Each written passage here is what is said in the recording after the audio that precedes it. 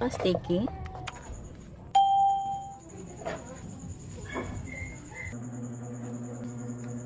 Tapos masil. I-fold po natin. Yan guys. Ayan. Yan guys, ito na po siya.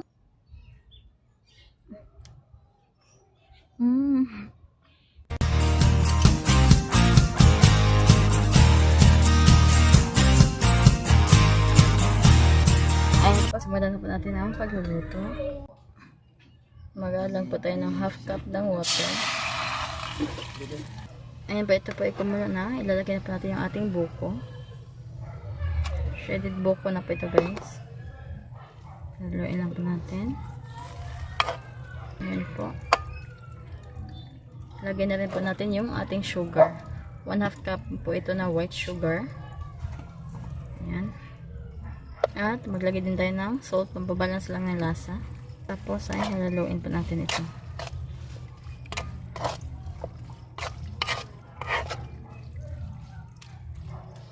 Dali lang pumuto na yung ating sugar.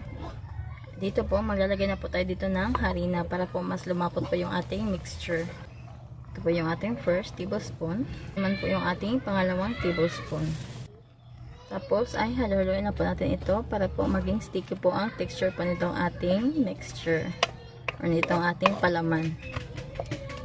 Pag naging ganyan na po ang ating mixture, mag-a-add na po tayo dito ng vanilla. Ito po ay optional lamang. Kung wala po kayo, pwede na po kayong hindi mag-add. Pero po ito po ay pangpabango lang po nitong ating mixture.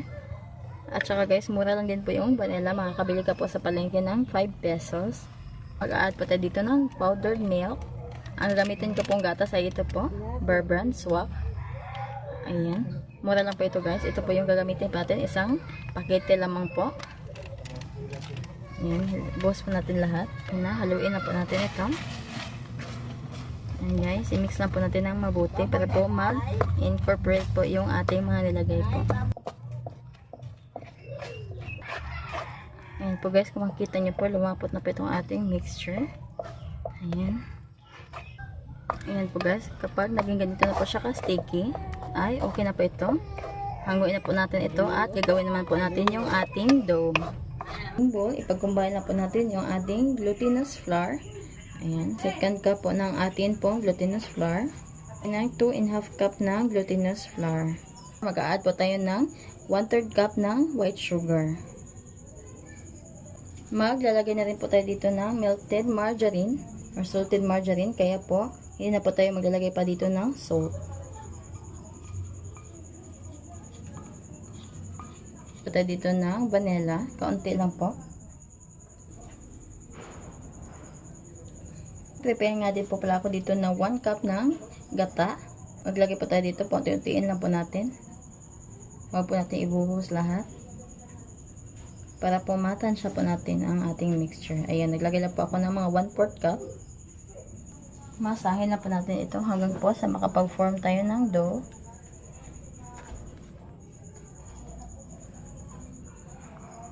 Ayan, mag-add po tayo ulit.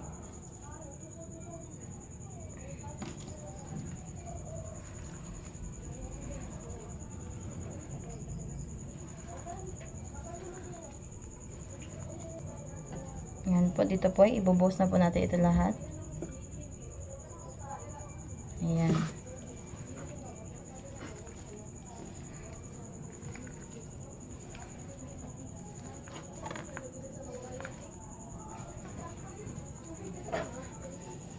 Dito po, optional lang po ito. Pero ako po, maglalagay po ako ng green food coloring.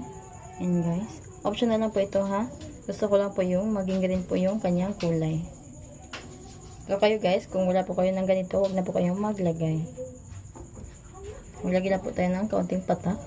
Ayan na, parami guys. Ayan, mix lang po natin ito.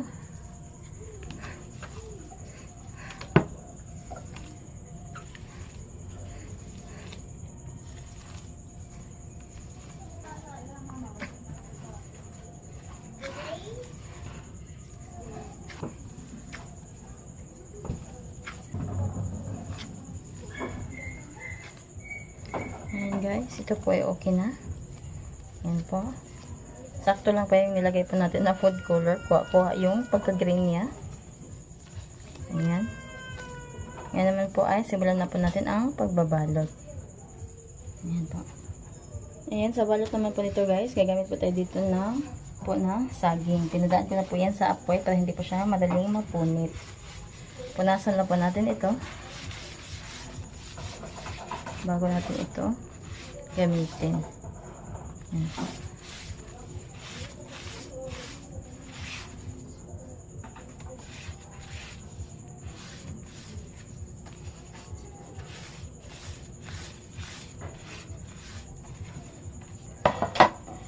Ito rin po pala yung ating ginawa po kanina guys na palaman. Ito po yung ating buko.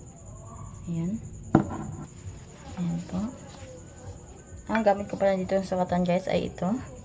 Ito po ay 1/8. 1/8 cup. Ayan guys.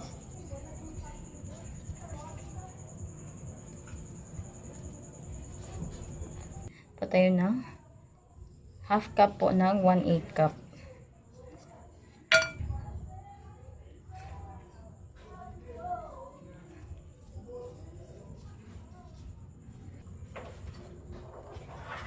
Ayan guys. Ito po ay okay na. And ibalot lang po natin ito. Ayan guys. Ayan po. Okay po yan. Ngayon naman po ay babalutin po natin ito. Ayan po. Ayan.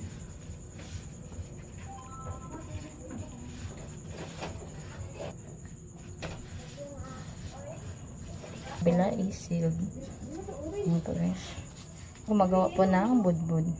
Ayan guys. Ito na po siya.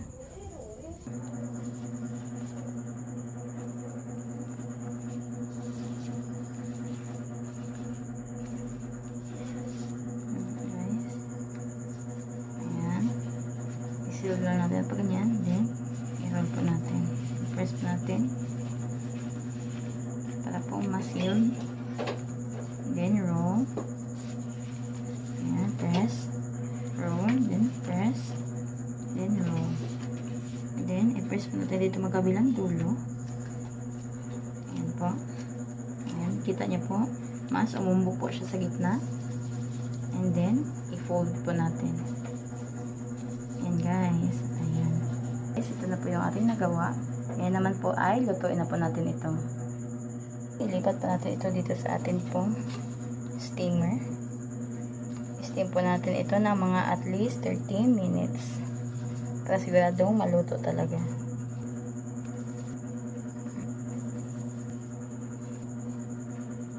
Ayan po. Steam na po natin to. At ayan, nakapagpakulo nga pala ako dito ng tubig. Guys, siguraduhin po natin kulong-kulo na po yung tubig, saka po natin lagay po ito atin pong buko moron.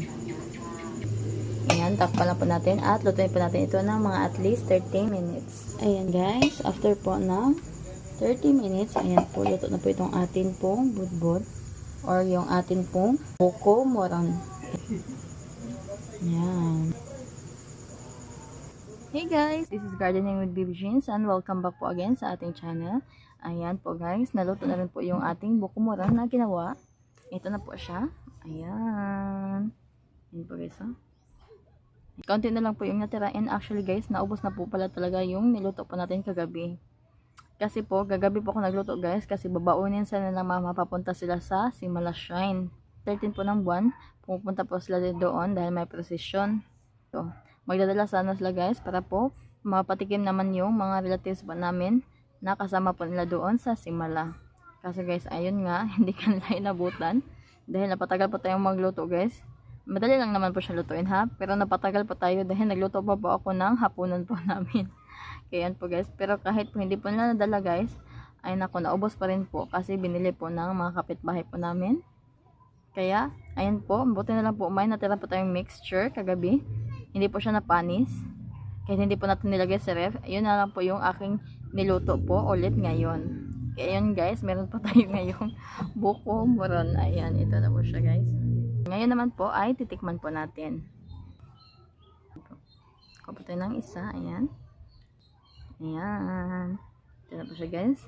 Ayan, titikman na po natin. Ayan po. Ayan po guys. Green na green po siya. Ayan. Ayan po guys, oh. Ayan. Ayan po guys. Ayan. Ayan, papakita ko po sa inyo guys. Yan po yung laman niya. Siya kahaba. Ayan po. Ayan. So, ayan po siya. Ayan. Kain po tayo. Mmm. Mmm. Mmm. Ang sarap guys. Hindi po siya masyado matamis ha. I-try nyo guys basta. Sabi ko po talaga ang sarap. Ay try nyo po. Bagong recipe na naman po ito.